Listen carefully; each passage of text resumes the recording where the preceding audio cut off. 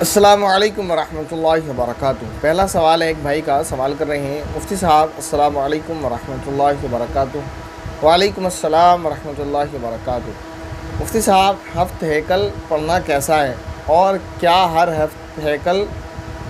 ہفت ہیکل ہر روز پڑھنا ضروری ہے، یا اسے ہفتے میں ایک بار بھی پڑھ سکتے ہیں؟ اس کا جواب یہ ہے کہ ہفت ہیکل نہ آپ ہفتے میں ایک بار پڑھیں، نہ روزانہ پڑھیں، بلکہ قرآن کریم آپ روزانہ پڑھیں، اور جتنا زیادہ ہو سکے زیادہ سے زیادہ پڑھیں۔ تو قرآن کریم پڑھنے کی طرف آپ توجہ رکھیں، ہفت ہیکل کے چکر میں نہ پڑھیں۔ اس کے بعد سوال ہے محترم محمد عامر صاحب کا سوال، انہوں نے کیا ہے، کیا مغرب کے بعد سورہ ملک پڑھ سکتے ہیں؟ پلیز ریپلائی کریں۔ تو سورہ ملک قرآن کریم کی ایک سورت ہے، کبھی بھی پڑھ سکتے ہیں۔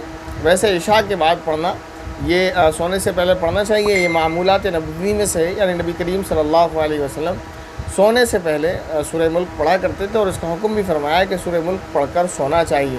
اس کی بڑی فضیلت حدیث میں آئی ہے کہ اگر کوئی شخص سورہ ملک پڑھ کر سوتا ہے اور اس کا یہ معمول ہے، تو انشاءاللہ قبر میں جس وقت وہ ہوگا تو سورہ ملک اس کی نجات کے لیے کافی ہوگی، یعنی اس کی بخشش اور مغفرت کروائے گی، یہ اللہ تعالیٰ ہی کی طرف سے۔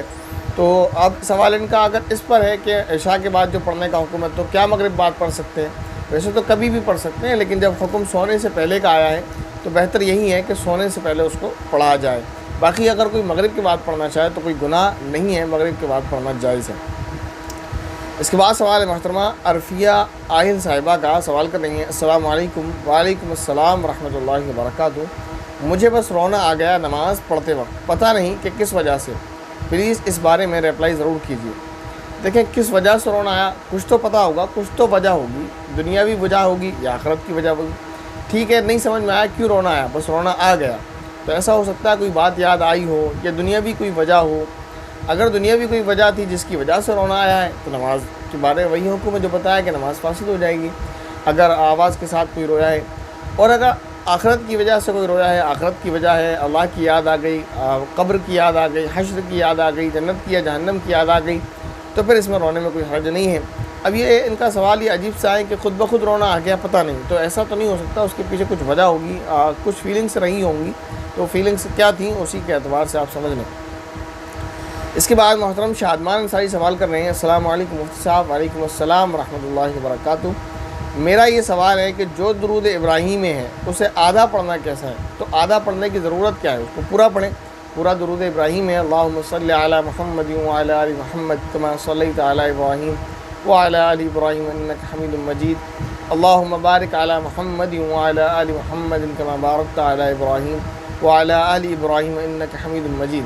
اب اس کو پڑھنے میں کتنا وقت لگتا ہے؟ اس کو آدھا پڑھنا کیوں ضروری ہے، مطلب کیوں چاہ رہے ہیں آدھا پڑھیں، کیا وجہ ہے کہ اس کی آدھا پڑھیں، پورا پڑھ لیں۔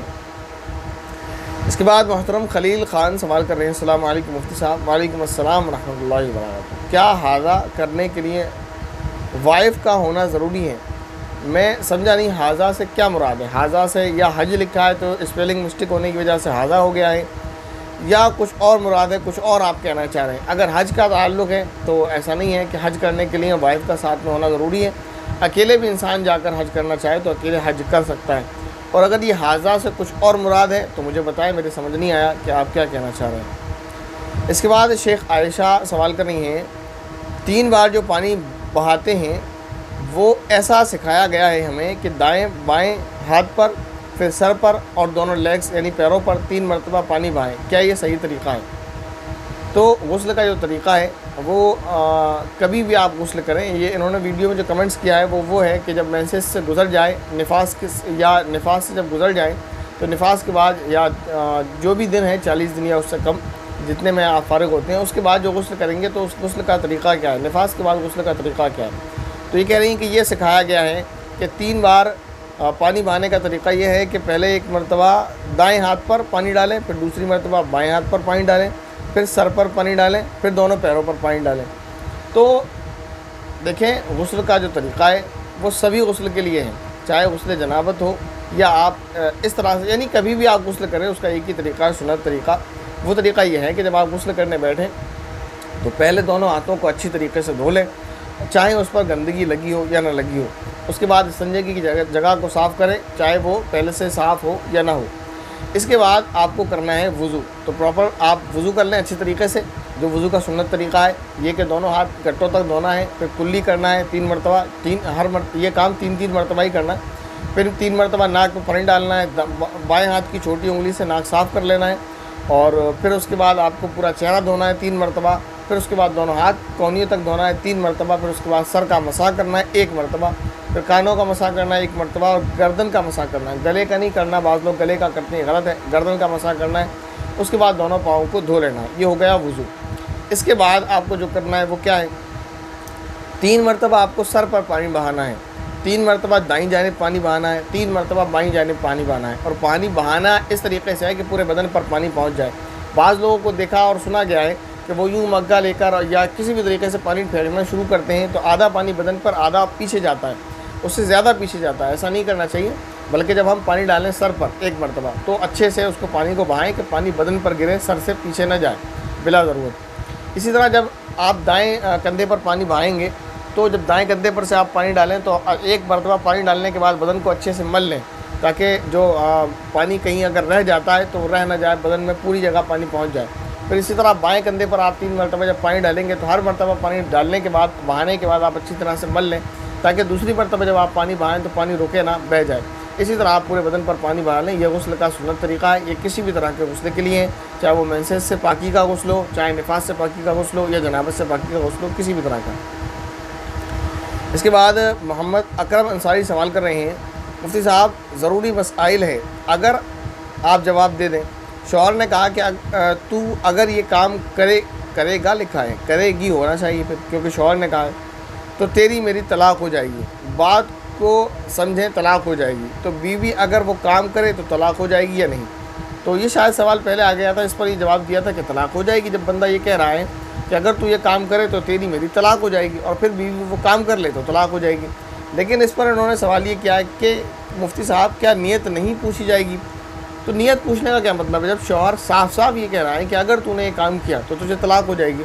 فار ایگزامپل یہ ایک بک ہے، اگر شوہر نے یہ کہا کہ تو نے اگر یہ بک یہاں سے اٹھا کر دوسری جگہ رکھ دی تو تجھے طلاق ہو جائے گی، اور یہ کہنے کے بعد اس نے اس بک کو اٹھایا اور دوسری جگہ رکھ دیا تو طلاق ہو جائے گی۔ اب نیت کیوں نیت پوچھنا ہے؟ صاحب جب اس نے کہہ دیا کہ طلاق ہو جائے گی تو طلاق سے طلاق ہی مراد ہے، اسے کچھ اور تو نہیں ہے، تو نیت کا کیا مطلب ہے؟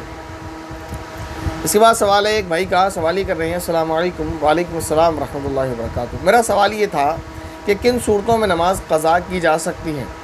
کہتے ہیں بعض مرتبہ سفر میں نماز قضا ہو جاتی ہے، یا کبھی کبھار ایسی جگہ جانا ہوتا ہے جہاں نماز پڑھنے کی جگہ نہیں رہتی، یا کبھی کبھار پانی دستیاب نہیں رہتا وغیرہ، یہ صرف کبھی کبھار ہی ہوتا ہے۔ تو دیکھیں، قضا نماز جان بوجھ کر بالکل نہیں کرنا ہے کسی بھی صورت میں، لیکن کبھی کبھار جیسے آپ نے لکھا کہ یہ ایسی سچویشن پیش آ جاتی ہیں کہ سفر میں، اب سفر میں ہے تو نماز کی جگہ نہیں ہے، اگر سفر میں ہے اور نماز پڑھ سکتے ہیں تو بہت اچھی بات ہے، لیکن اگر سفر میں ایسی جگہ پر ہے کہ نماز پڑھ نہیں سکتے، جیسے آپ نے لکھا کبھی جگہ نہیں ہوتی ہے، کبھی پانی دستیاب نہیں ہوتا ہے، تو پھر یہ مجبوری ہے، اور مجبوری کی وجہ سے امید ہے اللہ تعالیٰ کی ذات سے کہ اس پر پکڑ نہیں ہوگی، اس لیے کہ اللہ تعالیٰ نے قرآن کریم میں فرمایا لا یکلف اللہ نفسا الا وسعها، کہ اللہ تعالیٰ کسی بندے کو جب مکلف بناتے ہیں، یعنی اس بندے کے کوئی کام اس کے ذمہ سونپتے ہیں تو وہی کام اس کے ذمہ سونپتے ہیں جو وہ کر سکتا ہے آسانی کے ساتھ۔ اللہ تعالیٰ کسی بندے کو وہ کام کرنے کو نہیں کہتے جو وہ کر نہیں سکتا ہے۔ تو اب اگر ایسی کنڈیشن پیش آ جاتی کہ سفر میں ہے، پانی بھی نہیں ہے، جگہ بھی نہیں ہے، تو اگر پانی ملے گا نہیں تو وضو اور پاکی نہیں ہو سکتی، پاکی نہیں ہوگی تو نماز نہیں ہوگی، اور اگر پانی مل بھی جائے وضو بھی کر لے تو جگہ نہیں ہے، جگہ نہیں تو نماز نہیں پڑھ سکتے، ایسی سچویشن پیش آ سکتی ہے۔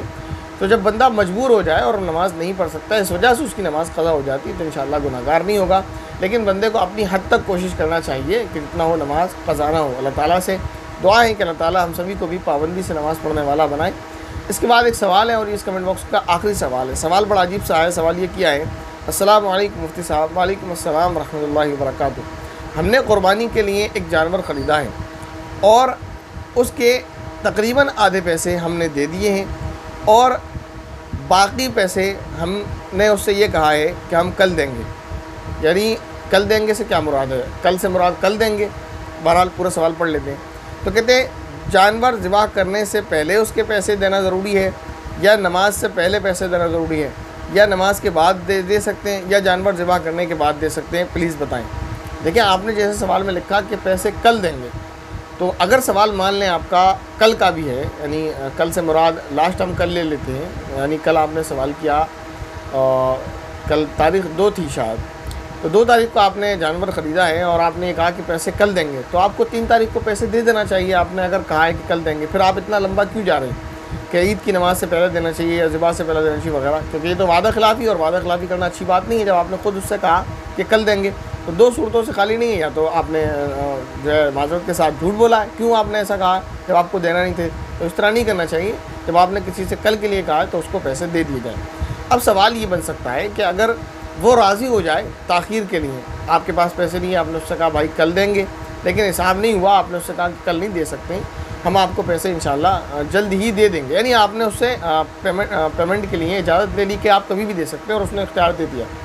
اب یہ مسئلہ یہ پوچھ رہے ہیں کہ جس جانور کی ہمیں قربانی کرنا ہے اور جس کی آدھی تقریباً رقم دے دی ہے، آدھی باقی ہے، جب آدھی باقی ہے تو وہ جانور ابھی ہمارا نہیں ہے جیسا کہ انہوں نے سمجھا ہے، تو اس کی قربانی کیسے کر سکتے ہیں؟ تو قربانی کے لیے پیسے نماز سے پہلے دینا ہے یا نماز کے بعد دے سکتے ہیں، یا نماز کے بعد قربانی سے پہلے دینا ہے یا قربانی کے بعد بھی دے سکتے ہیں؟ اس کا جواب یہ ہے کہ جب آپ نے ان سے وہ رقم جو باقی رہ گئی ہے اس کی اجازت لے لی کہ ہم بعد میں دے سکتے ہیں کبھی بھی، جیسے آپ نے کل کے لیے کہا تو کل دینا ضروری ہے، لیکن میں یہ کہہ رہا ہوں اگر آپ نے بات کر لی ہوگی جیسے آپ نے سوال لکھا ہے، تو اگر وہ آپ کو اجازت دیتے ہیں، انہوں نے کہا ٹھیک ہے آپ کبھی بھی دے دیں پیسے، تو کوئی مسئلہ نہیں ہے۔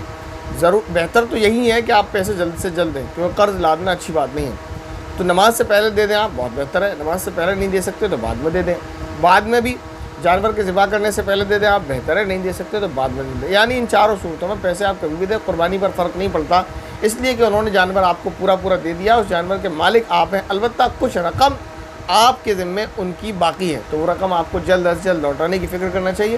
ہاں اس وجہ سے آپ یہ سمجھ رہے ہیں کہ تھوڑے سے پیسے میں نے دے دیے تو آدھا جانور میرا، تھوڑے سے نہیں دیے تو آدھا ان کا، تو ایسا نہیں ہے۔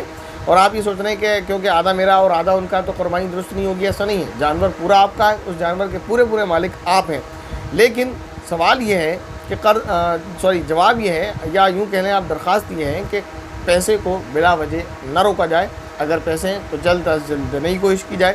اور دوسری بات یہ کہ پیسے میں جو تاخیر ہوگی اس کی وجہ سے قربانی پر کوئی فرق نہیں پڑے گا، کیونکہ تاخیر کی آپ نے اجازت لے لی ہے اور قربانی آپ کی درست ہوگی۔ السلام علیکم ورحمۃ اللہ وبرکاتہ۔